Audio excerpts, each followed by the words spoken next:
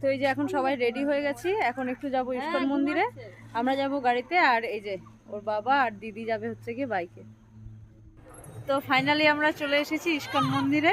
এই যে আমরা নেমে গেছি, তো চলো এবার ভেতরে যাই। আর এখন সন্ধ্যা আরতি শুরু হয়ে গেছে, তো আমরা বেশ ভালো টাইমে এসেছি, সন্ধ্যা আরতিটা একটু দেখতে পারবো। আর এই যে মাম্মাম এখানে ঘুমোচ্ছে। এই যে উনি আমার বরের সাথে করে বাইকে করে এসেছিল, রাস্তা ভুল করে অনেকটা ঘুরে ঘুরে আসলো, ওদের অনেকটা লেট হলো, তাই জন্য অপেক্ষা করছিলাম। আর বাকি সবাই ভেতরে ঢুকে গেছে, মন্দিরে যাই।